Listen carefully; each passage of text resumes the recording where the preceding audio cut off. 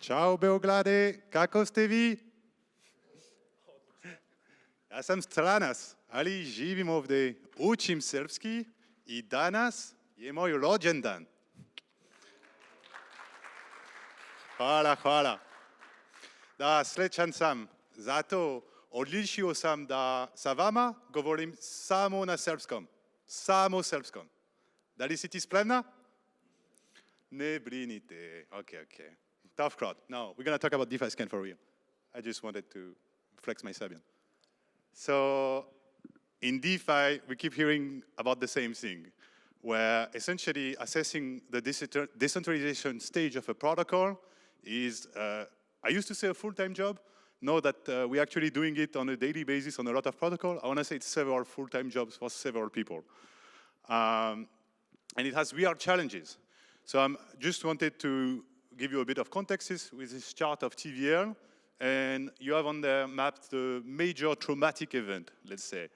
And I think a big reason for the trauma of those events, especially, I mean, FTX, kind of, okay, it's a centralized exchange, everybody knew. But the USDC depeg and the UST explosion are interesting events. Because you ask an average middle IQ, middle interest DeFi people back in the UST mania, he would argue with you that it's, oh no, it's decentralized, bro, yeah, it's interesting, la la la. They actually thought that.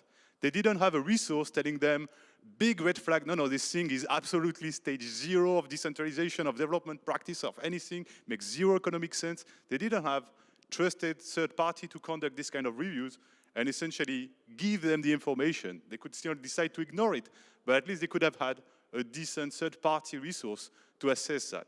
Now instead, they got manipulated by KOL on Twitter into thinking that this thing was actually sturdy. So similar, different situation with USDC, but I think you follow me. So that's how we get to DeFiScan. It's essentially we have a big transparency problem in DeFi. And that's a bit of a paradox, because we're all thinking, yeah, all the data is on chain, everybody can check, transparency is already there, right? Well, it's not that simple. To have real transparency, you don't just tell people to look at smart contracts, because, I mean, I don't really like those things, but like show of hands, who in that room actually checked a smart contract to verify the reserve of a protocol or some functions one day in your life? I got what, 2 hands? Okay, you got the answer as to why we need something like DeFiScan. Because nobody is checking the contracts. And I don't blame you. I don't even check the contracts myself. I can't really do that so well.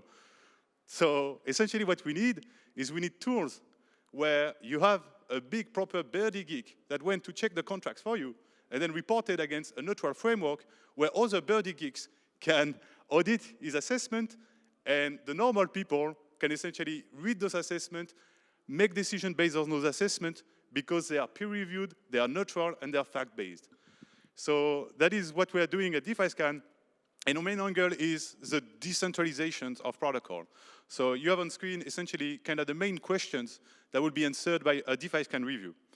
So who really operates a protocol, what kind of functions they have, if there is some critical change that can be made, how is it made, who made it, what is the delay to react to those changes, are there any critical dependency of that protocol?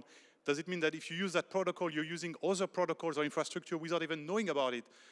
All these kind of questions that are necessary to be answered if you want to actually understand the decentralization status of the protocol you're using, and by extension, the risk you're assuming by interacting with that protocol. So that's a $1 million question for us. How much D is in my phi, essentially? And that's how we get to DeFiScan. So DeFiScan is essentially, first, a framework. Because that was a big question, like what is effectively decentralization? Can you put it in base of criteria to be able to assess all kind of protocol against that framework?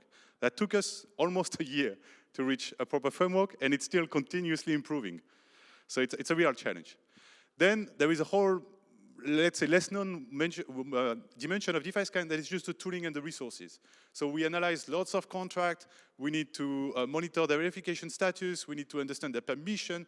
And to do that, we've built some tooling. All the tooling is open source. That will be mostly of interest to the developers. But for us, it's also important to make it public, because that means anyone can replicate our finding if they want to audit a DeFiScan review, essentially. And I guess then the main thing that most of you might be interested in too is the website itself, DeFiScan.info, where you go there and you will find those the decentralization assessment of various DeFi protocol. So that's DeFiScan.info, go check it out. Stamp of approval from the Ethereum Foundation, recent grants recipient. We are serious, we're legit. Okay.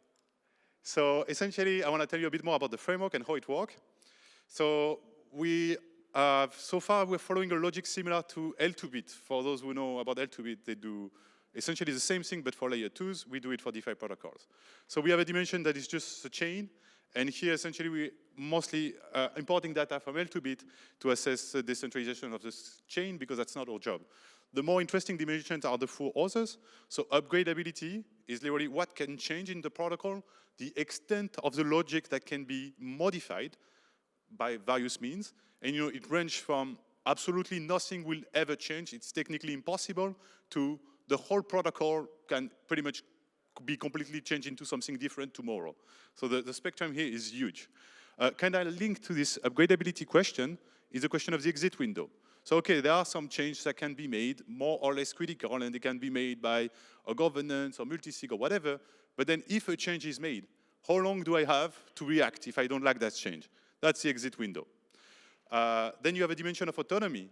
Here, the core question is dependencies. What does this protocol need to run? Is it using an oracle? Is it using other protocol because it's depositing into them, and so on?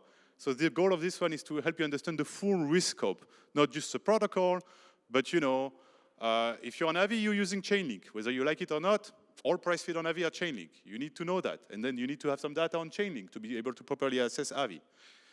And the last one is accessibility, and it's essentially your capacity to interact with that protocol, even if these official front ends are down, without having to go on DeFiScan, because we established 10 minutes ago that nobody goes on DeFiScan, really. So do you have alternative UI that would allow you to still interact with that protocol if the website is down, or if they're being censored by a government, or who knows what happened? And ideally here, we even want to see essentially self-hostable front-end that ensure that in any situation, we can have access to the protocol in a graphical user interface. So this is overall the scoring on each of those dimensions. You will have 3 grades of rating, from a low risk, that's green, medium in yellow, or high in red. And it's really about how much can it impact the funds of the user and overall the performance of the protocol. So assessing all those protocols with these 5 dimensions, we get what we call the decentralization stages, and it's kind of a global rating of a given protocol. So we have the first -1/not DeFi stage. We'll go into that just a bit after, but it's literally protocols that don't meet our stage 0 requirement. So we consider them not even DeFi. And you will see those requirements in a minute. You won't find it too demanding, I think. So stage 0 is essentially full training wheel. The thing is on chain, you can audit it, it has verified contract and so on, but it's essentially full training wheel, trust me bro. Those kind of protocol can pretty much be destroyed completely by a coalition of malicious actors, insider most often. Stage 1 is limited training wheels.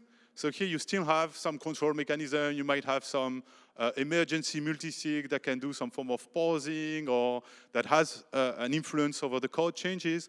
But overall, the total damage that can be done to the protocol is already more constrained. And the stage 2 is essentially the bike without training wheels. So here, most often, but I think it's possible even without, most often they are immutable protocols, so literally no change can be made. And we don't have a non-immutable protocol in stage 2 yet, I think, right? No, we don't. But I think it's technically possible, but essentially that would mean a lot of actions are taken to protect the users against the governance or whoever is making those changes, extensive time lock to make sure that people have time to react and so on. So let's just zoom a bit on the stage 0 requirements so you know where we're coming from. As you can see, they are very basic stuff. So we want the protocol to be on an actual blockchain, so we can work our magic there. We want the assets also to be on a chain and not in a bank account somewhere or with a custodian or whatsoever. We know how to assess reserves in a smart contract. We don't know how to assess the solvability of a bank. That's not our job. So that's a big one for some protocol. And then the other things are like kind of common courtesy, but they enable analysis. We want those protocols to have a public documentation that is comprehensive and exhaustive. We want source available code base. So that means, business licenses are okay, but we want to be able to read the code, and verified contract for similar reasons, because it's cool to be able to read the code, but we also need to be sure that the code you're interacting with when you're using that protocol is effectively the code we read and we audited. And that's why the verification is for. So those are stage 0 requirements. If a protocol meets them, they can essentially be reviewed through the DeFiScan framework.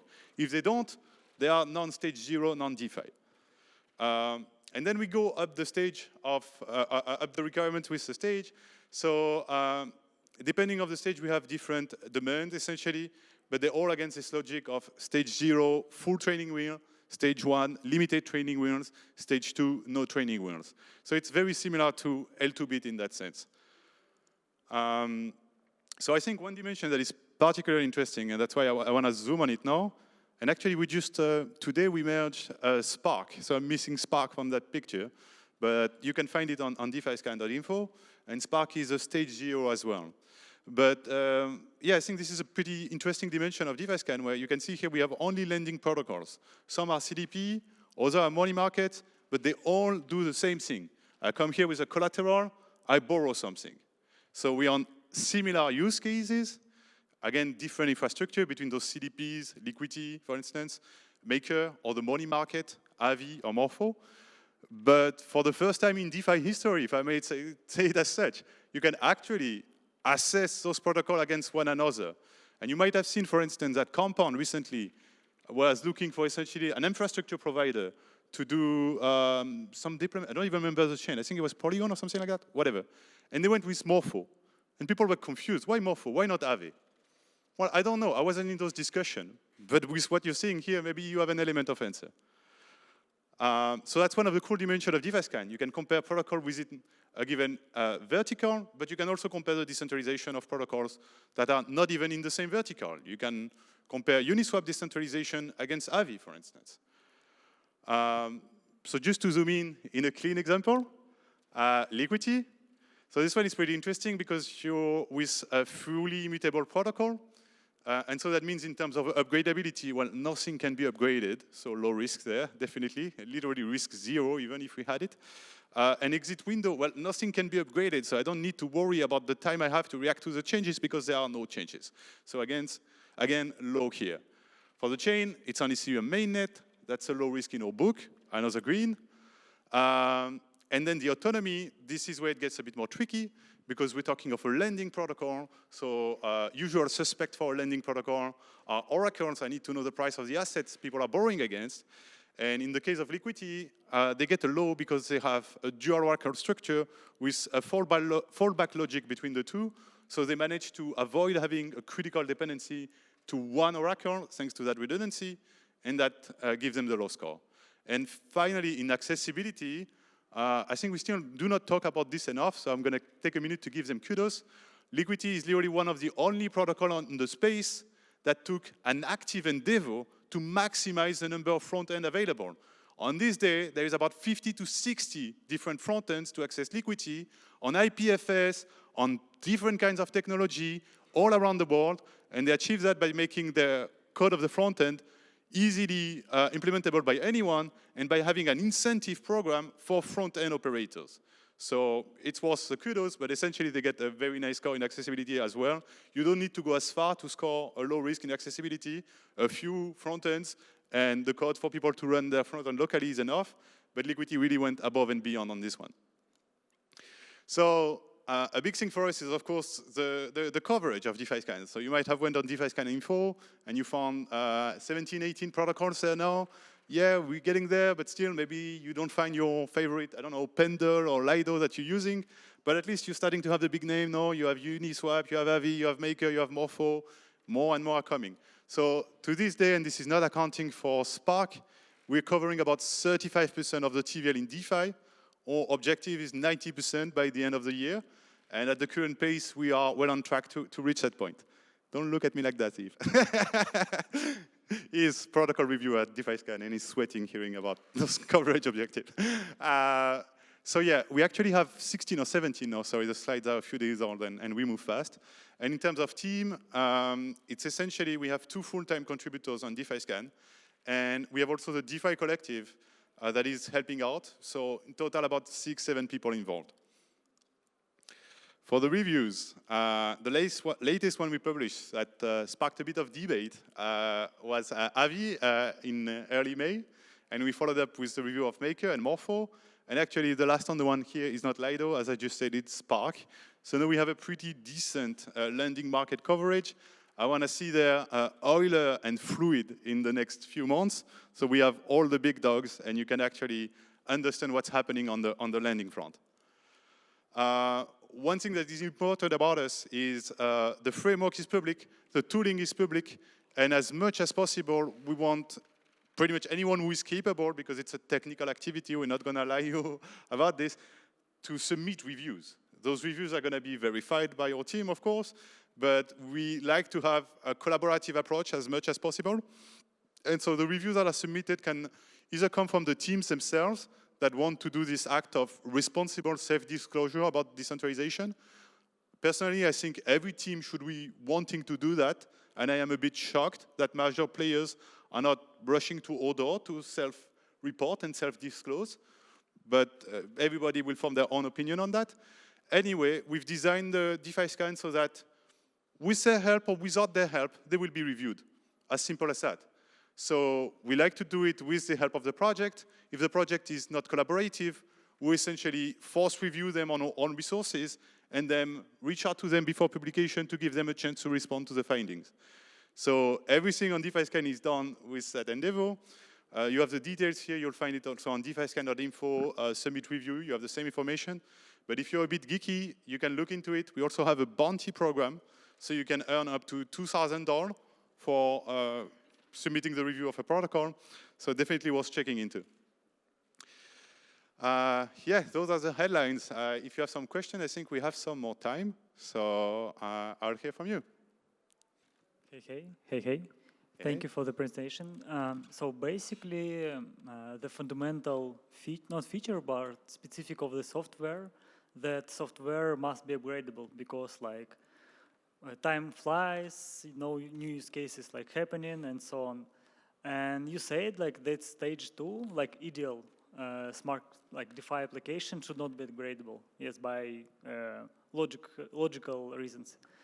From your personal opinion, is there any like chance to find like some kind of silver bullet to make contract upgradable, but also to make it like fully autonomous and so on? It's a great question. I kind of touched on it at some point where I said currently we do not have a stage 2 that is not immutable, but, and Yves would confirm that, you should chat with him after. But in my understanding of our framework, it is theoretically possible. It's just no protocol that have governance and can change its core logic went far enough in implementing those safeguards to reach that point. But also, we tend to make this dichotomy between immutable code and, oh, how do I stay agile in an industry where there is a new trend every 6 months, la. Well, you have a very good example of that. It's called Uniswap made. It's version 4 now. All versions were immutable. They ship a new version, they migrate people to the new version. They do that very well. People are not complaining about it. I didn't hear so much complaint. So it works for them. And it enables them, because the counterparty of that is that you weaken the security guarantees of everyone using your protocol at all time. Just so that the day you need to update, you as a dev are a bit more comfortable. Well, no, stop being lazy. Sorry to be that blunt, but I'm more on the angle of make your code immutable, and yeah, okay, you might have to migrate your user in 2 or 3 years, and then why? If you have an actual new interesting product to offer them, they will want to migrate anyway. Yeah, Oxy? Yep, so I'm kind of following up from this question, and this is more of a subjective, I wanted to hear your opinion on this. You hear a lot in the space of DeFi this idea of progressive decentralization, but I find it curious that like many of the top protocols are from the get-go already wanted to be decentralized, while the simpler protocols, some of them have been on stage 0 for years, and like without pointing names, I've even seen upgrades that make protocols less decentralized. So I wanted to hear, like, have you seen examples of progressive decentralization? Do you think it's even possible, or it's something that like we just talk about as copium? Great question again. progressive decentralization is absolute bullshit. If someone talks about progressive decentralization, you can write them off your book, simply because of what Oxy said. I've been in the space 7 years. I have yet to find one protocol following on the progressive decentralization promises. The one that is closest to have done it is now shutting down. That was Reflexive Finance. And the unique thing is they actually came with a timed progressive decentralization roadmap. So as they launched the first version of the protocol, you had like, oh, in a year, we're giving this part of the infrastructure is becoming autonomous. In 2 years, this part of the infrastructure is controlled by the community, and so on. They put strong objective for themselves, and they follow through on it. They didn't find product market fit, and now they're shutting down the protocol. What I have found, though, and there are quite a lot of them, are protocol maximally decentralized from day one. So anyone serious about decentralization, this is what they're doing. Anyone LARPing about decentralization, they tell you about decentralization roadmap. And if they are really like the top of the role players, they will tell you about vague decentralization roadmap without date. The biggest one in existence is Maker. Who remembers the Phoenix dance? Rings a bell? Phoenix dance? Maker was supposed to be this unbeatable phoenix freed from any dependency of real-world asset. We didn't have a timeline on that. We didn't have technical implementation, technical detail.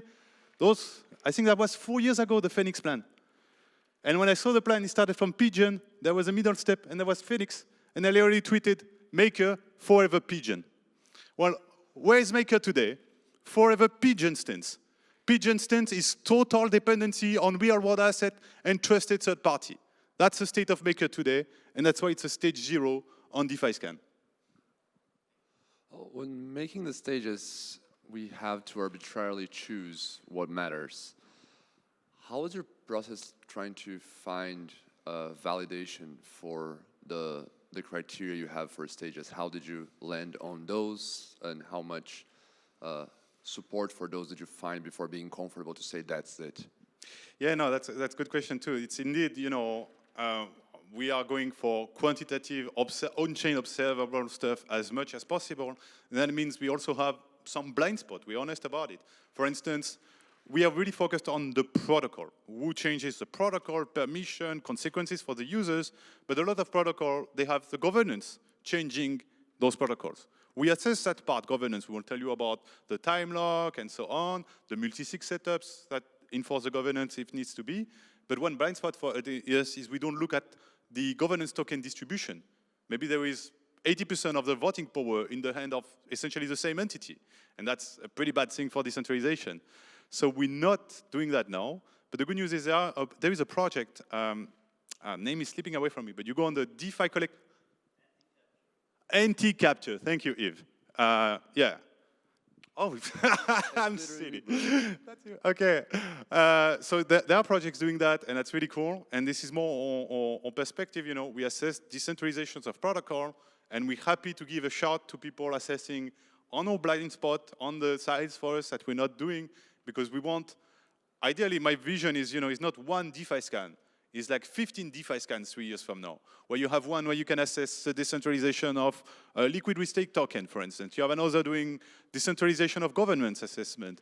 You have maybe another going really deep in the governance technical infrastructure, and so on. And even once you have all those projects, you can have meta projects, kind of collating the data from all of them.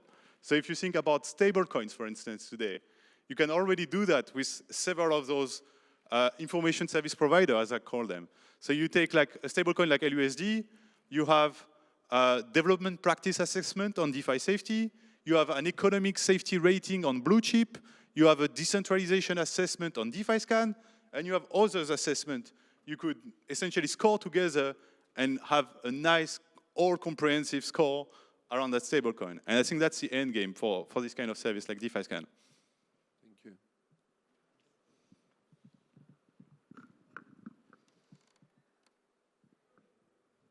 One more question? No? Oh. Oh, yes, Yves. Giveni. It's not really. Hello? Okay. It's not really a question, but like if you want to submit a review, yeah, you can reach out to me. Like I'm one of the researchers. I can help you to do the technical setup, answer questions. Yeah. Shout out to Yves. If you have technical questions, you go to him and you can give him a big hug. because it's one of the reasons the speed of reviews on DeFiScan really spaced up. And yeah, thank you, mate.